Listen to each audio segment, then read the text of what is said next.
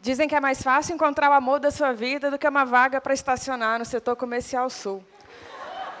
Teve um tempo que eu acreditei nisso. Eu achava que realmente faltava vaga para estacionar em Brasília, que realmente, nossa, podiam fazer um estacionamento ali, desmatar umas árvores ali, pavimentar, até entender que, na verdade, o objetivo de ninguém é achar uma vaga para estacionar.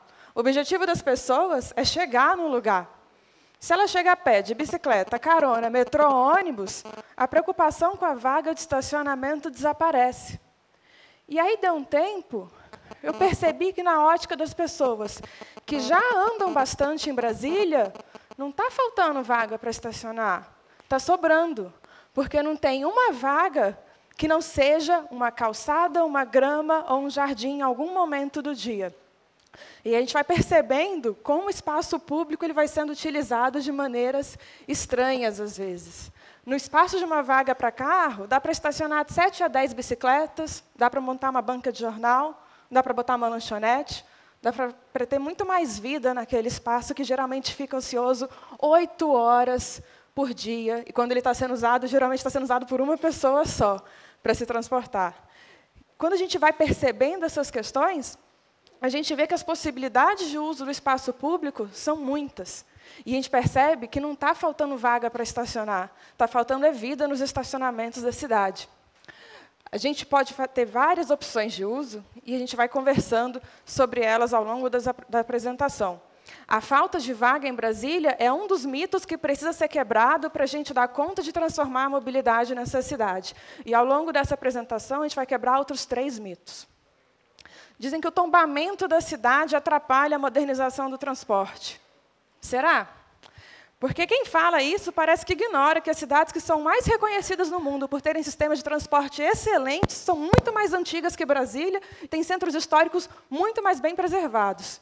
O tombamento não atrapalha o ônibus de passar no horário, não atrapalha o ônibus ser limpo, não impede a implementação de bilhete único, quem sabe até um dia de tarifa zero.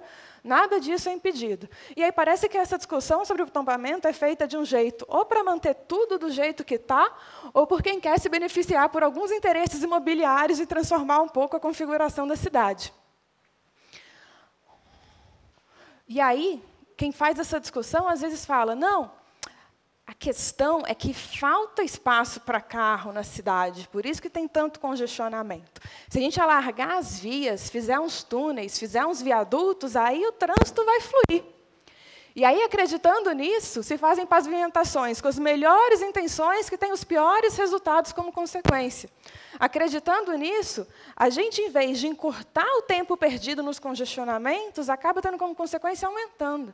Porque o que acontece é que a gente vai ampliando as distâncias percorridas, aumentando a poluição do ar, aumentando a degradação do espaço público, aumentando as fatalidades no trânsito. Aqui em Brasília, por ano, a gente perde 13 dias em congestionamento.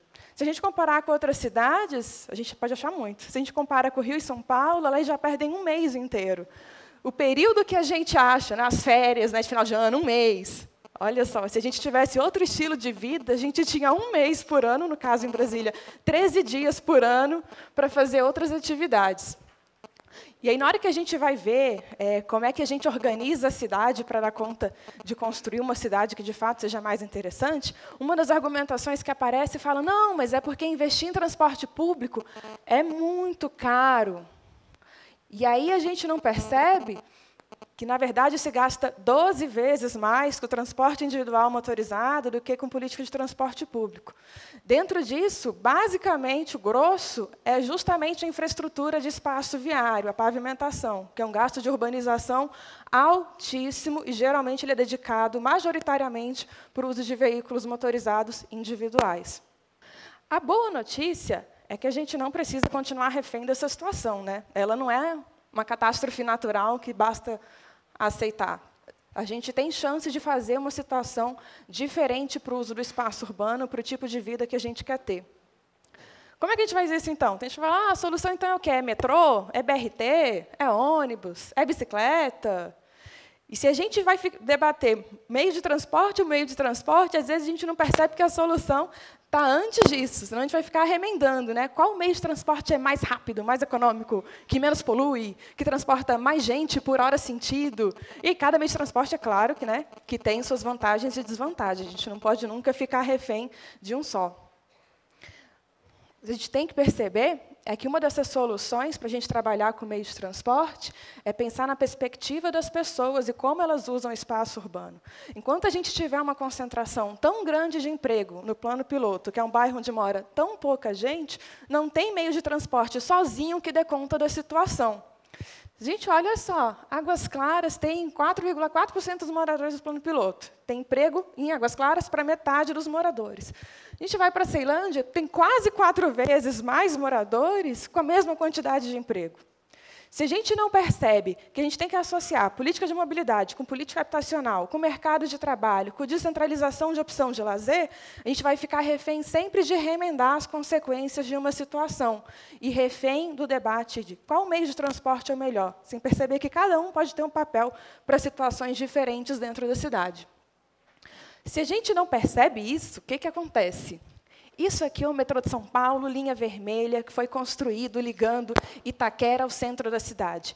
Por várias óticas, investir no metrô é excelente, porque é um meio de transporte que não depende de combustível fóssil, é o que mais tem capacidade de transportar pessoas por hora sentido, mas se você não associa isso a uma política urbana, o resultado é que você construiu, por uma época, a linha de metrô mais lotada da América Latina e, hoje em dia, a mais lotada do mundo, em termos de lotação de pessoas por metro quadrado. A gente passou Tóquio, passou Moscou, passou Pequim, passou Xangai.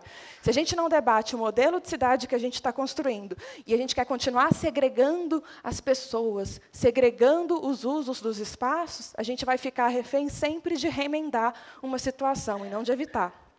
Uma notícia boa, além de que a gente não é refém dessa situação, é que a solução para mudar esse quadro ela é muito fácil de ser implementada, em termos de conhecimento. A gente já sabe o que tem que fazer. Ela só não é implementada por conta da ótica de que orienta a gente na hora de tomar as decisões. Se a gente percebe o que a gente gosta de fazer desde criança, que é brincar na rua, e o que a gente gosta de fazer quando adulto, que é ir numa feira, a gente já tem muito fácil qual é o tipo de cidade que a gente quer viver. Qual é o tipo de cidade que a gente valoriza, que a gente acha que é a mais adequada. O pulo do gato é perceber que a ocupação que a gente faz dos espaços públicos em ocasiões especiais, ela não precisa acontecer só em ocasiões especiais. Não é só num dia de domingo que a gente pode fazer uma cidade ser um espaço mais humano, menos motorizado.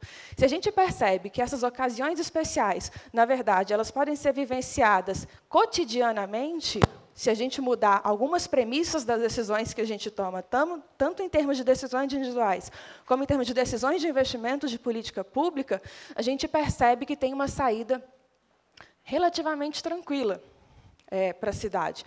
E tranquila não no sentido de ser fácil de implementar e não incomodar ninguém. Às vezes incomoda, porque tem gente que se beneficia do caos urbano do jeito que ele está colocado hoje. Mas se a gente percebe que é alcançável, é realizável, mesmo às vezes passando por uma fase de transição de incômodo de alguns setores que se beneficiam com a situação como ela está hoje, a gente vai dar conta de sair daquele mito das pessoas que falam que Brasília foi construída para os carros. Porque chega um ponto que não importa mais se foi ou não foi construída para os carros. O que importa é que ela não precisa mais continuar sendo para os carros. Era isso.